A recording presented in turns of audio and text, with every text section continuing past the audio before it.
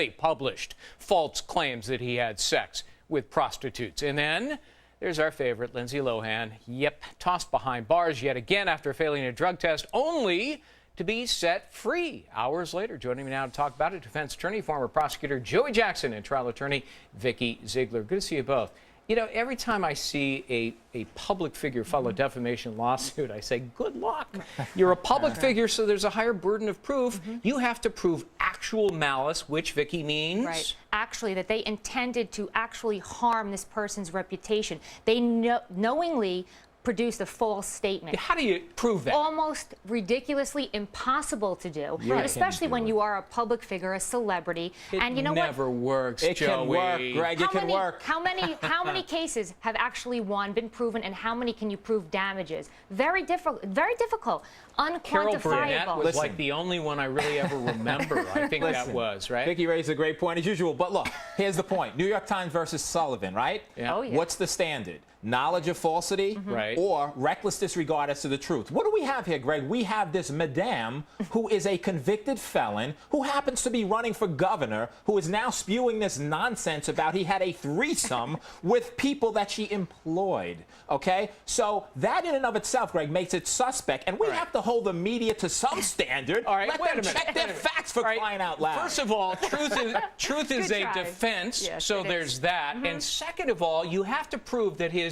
good name has been damaged. My goodness, arguably, I can hear a defense attorney say, hey, this elevated his reputation. And you know, listen, he's not hard on the eyes, let's be honest. So people are looking at this story and looking at the pictures, and there's one part of this case that you talked about. The other one is an allegation of prostitution in 2007. Are you going to tell me that In Touch magazine is going to go into court and say they had no sources, they didn't corroborate any of the facts? They Good are luck. going to do that. He's not going to win. I'm I sorry. could make a Dave. couple of bend it with Beckham jokes, but I won't. He's got 3 small children, a wife. He doesn't deserve this, Greg. They should check those facts and get after that paper. I like Pod Spice, man. She's very nice. Yeah, I hope they don't get divorced. They really do. All right, I want to switch to Lindsay Lohan.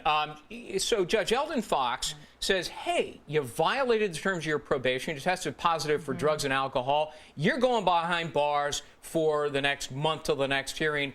And guess what, Joey? She's out within 12 hours. What happened? And she should be, because listen, I understand, Greg, that the judge was really riled up. He was pissed off. He was upset. And why? Because he took a chance. He said, I'm going to let you out, abide by these conditions, and we're all fine. But there's a little thing called the Constitution. You remember that, Greg? And there's an 8th Amendment against cruel and unusual punishment and excessive fines and bail. Give me It's LA County. It's LA County jail. Come on. Can't, but look at me. 8th Amendment? You're going to remand. Did you just Greg, pull that out of your... look at it. You're going to remand on a misdemeanor case? Give her bail. She deserved bail. I'm amazed that a supervising judge basically embarrassed Judge Eldon Fox by overruling him within hours. You're right. You're right. It's really uncommon for this to happen. And really what Judge Fox was trying to do was send a message. Listen, we're going to keep you in jail for 28 days. You're not going to get that early release. You're not going to spend 84 minutes in jail. You're not going to spend 14 days. Until we have your violation of probation hearing on October 22nd, you are going to stay in jail. And what happens? But do we elect Overturned. judges to send messages or to follow the law? He didn't follow the law, Greg. And his supervisor even said, are you kidding me? She needs bail. $300,000 later, she's back on the street. I'm going to loan you my con law book. 8th Amendment? I hope she lives till Joey October Jackson, 22nd. you lose. Vikki Ziegler, you win. Thank you. Thank you. All right. Good to see you both. Pleasure, Julie? Greg. Pleasure. All right, a dramatic scene